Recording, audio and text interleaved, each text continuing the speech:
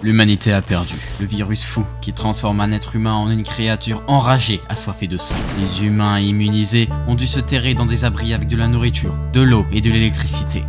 Au fil du temps, les étagères se sont vidées de leurs conserves. L'eau potable vient à manquer et les coupures de courant sont de plus en plus fréquentes. Mais alors que nous sommes tous au plus bas, un message dans la radio nous a tous redonné les espoirs.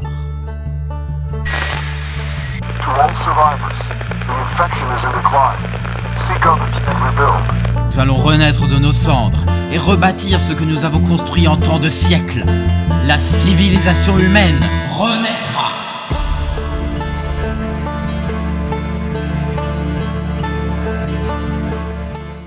Tout commence dans une petite ville à l'est de la France. Et oui, la carte du jeu, c'est celle de la vraie vie.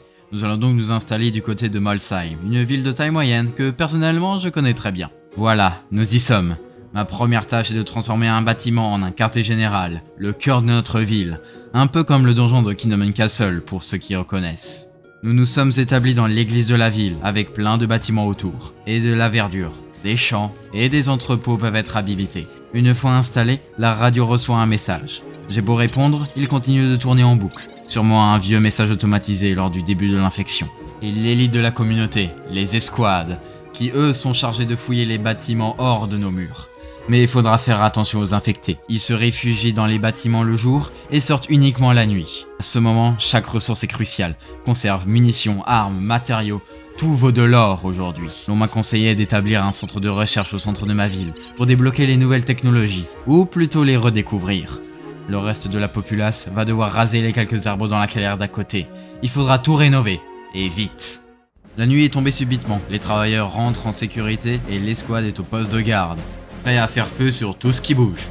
Quelques hordes d'infectés ont chargé vers nous. L'escouade a réussi à les repousser, mais au fur et à mesure du temps, ils vont devenir de plus en plus nombreux. Quelques-uns ont été repérés se cachant dans un bâtiment, car le soleil se lève. On a le droit au moins de vivre un autre jour. L'on m'a fait vite remarquer que des gens entendent des bruits étranges venant des égouts, sûrement des infectés qui sont passés là-dessous.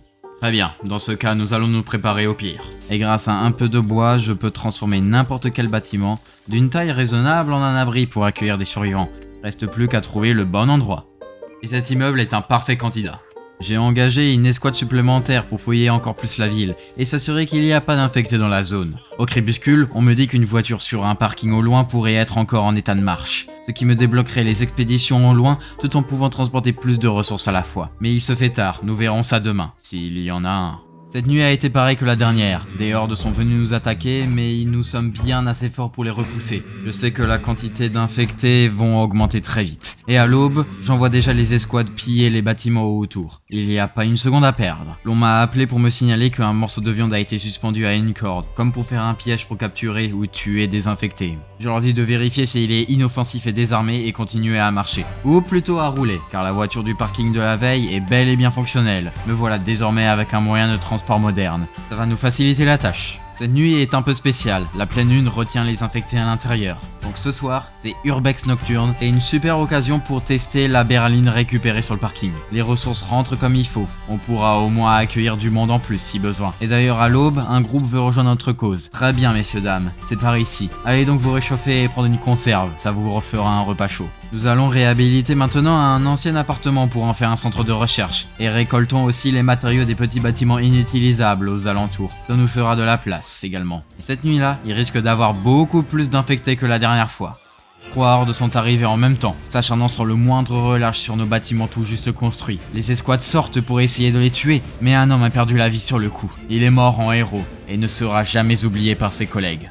À l'aube, il est temps de retrouver nos débuts et de faire de grands champs. Les conserves c'est bien, mais il faudra aller de plus en plus loin au fur et à mesure du temps pour les trouver. Alors que les champs, eux, ne bougent pas. Une escouade m'a informé qu'ils ont vu des infectés en train de se manger les uns les autres. Ces infectés sont décidément sans merci, même pour leurs semblables. Jusque-là, les grands bâtiments ne peuvent pas être transformés. Ils sont bien trop grands pour ma petite équipe. Ce sera fait plus tard. Et puis nous avons plus trop de matériaux à notre disposition. Une escouade a croisé le chemin de plein de groupes de survivants. Tous bien sûr accédés dans notre communauté, sans exception. Tout le monde rentre au plus vite. La nuit va tomber. Car cette lune-là, elle était violente. car maintenant les infectés s'attaquent aussi aux abris et aux centres de recherche. Nous avons établi un jardin d'enfants dans l'école d'à côté. Ils pourront y rester en sécurité pendant que leurs parents sont au charbon. Mais ce qui est étrange, c'est qu'une caméra en train de fonctionner a été découverte dans le bâtiment d'à côté. Va savoir combien de temps elle a été ici, mieux vaut juste la débrancher pour le moment. Les bâtisseurs ont construit une tour radio, désormais je peux même émettre des messages, et le premier c'est pour rapporter plus de paires de... bras, bien sûr. Mais aujourd'hui la nature est contre moi. La pluie et l'orage encouragent les infectés à sortir, on n'est donc jamais à l'abri d'une horde qui attaque. Ma communauté est désormais sous la neige, les journées sont très courtes durant cette période, et le froid s'installe. Aujourd'hui c'est un grand jour, nous allons établir les premières défenses des simples murs en tôle. C'est pas grand chose, mais suffisant pour que les infectés ne passent pas. En plus, j'ai énormément de métal à disposition dans cette ville. La squad que j'ai envoyée chercher des armes au commissariat local me contacte pour me dire qu'ils ont vu des corps tout frais, tués par des fusils gros calibre. Ça prévoit rien de bon, surtout s'ils ne veulent pas du bien. Nos défenses sont tellement efficaces que les zombies arrivent à passer à travers. Waouh! Non, c'est juste que les murs en tôle prennent du temps pour être construits et que les hordes, eux, ne faiblissent pas. J'ai reçu un message d'appel à l'aide venant d'une autre communauté. Je pouvais à peine les entendre et ils pouvaient pas m'entendre. C'est bien malheureux. Les bâtiments sont une partie de mes barricades. Je vais poster des troupes pour en faire des tours de garde à la arrache. Le temps que j'en ai des vrais, car pour être honnête, niveau arme à feu, on commence à être short. Le lendemain, c'est une pluie battante qu'une personne me contacte. Elle a l'air de s'être trompée de canal de communication et la redirige vers un autre. Par contre, il était persuadé d'être sur la bonne communication. Alors soit il est un peu fou, soit il est vraiment juste con. Mais ça veut dire qu'il y a d'autres communautés à travers le monde. Tous murs ont besoin de portes, c'est pour ça qu'il existe un grand portail en métal, le plus solide que je peux construire pour l'instant. Et quitte à mettre des murs entre les bâtiments, autant optimiser la place. Plus tard, on n'en aura plus besoin de murs pour nous protéger. Oh mon dieu, la berline fonce à travers les hordes. Ils ont vraiment peur de rien, ceux-là.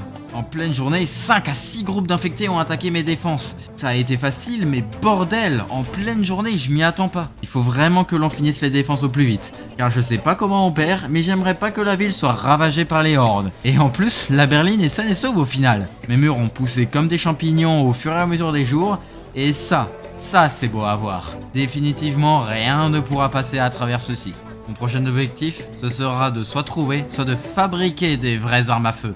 Car des pistolets et peut-être des fusils de chasse, c'est bien. Mais des fusils d'assaut et des fusils sniper, ça c'est mieux. Le lendemain, toujours plus de champs. J'aimerais être autonome en nourriture le plus vite possible. Les derniers murs et palissades sont en construction, alors que le bâtiment de l'ancien monde vont être démolis. Mais faites pas l'erreur de commencer une démolition et de vouloir l'annuler. Ça fonctionnera pas malheureusement. La touche finale sur les murs que j'ai en fait construit en briques, ça sert uniquement à ça, donc autant les utiliser. La squad de la berline va chercher de l'équipement de police. J'ai désespérément besoin d'armes à feu. Les munitions c'est bon, j'en ai plein, mais les pistolets ou d'autres armes, rien. Mais coup de chance, l'escouade a trouvé un camion militaire, une capacité de transport de 40 objets et une vie supérieure à environ 3 fois la berline, juste un poil plus lent que la voiture. Et me voilà donc avec 2 véhicules. Ils se sont avérés très utiles, car une fois l'escouade à l'intérieur, ils sont protégés par le véhicule. Aujourd'hui, j'ai encore reçu une communication automatisée, mais à part ça, pas grand chose. Un membre de l'escouade m'a signalé que le monde dans lequel on vit n'est plus le même, et que c'est plus celui des infectés désormais. Il a raison d'un côté, mais pour le bien de l'humanité, nous allons tout récupérer ce qui nous revient. J'ai pas assez de personnes pour tout construire en une seule fois, et la construction du mur prend du retard. En plus, les infectés arrivent par douzaines en ce moment. Heureusement, le camion est là pour les intercepter. Après avoir localisé un signal radio très proche, une escouade est arrivée sur place et ont trouvé une radio automatisée qui émet un message en boucle. Mais peu après, une personne sous le nom du major de l'armée des survivants est à l'écoute. Il sait que nous avons une communauté ici, et que leur objectif est comme le nôtre, rebâtir la civilisation. Et il me demande une grande quantité de ressources en échange de précieuses informations. Dans ce monde, rien n'est certain avec les autres humains.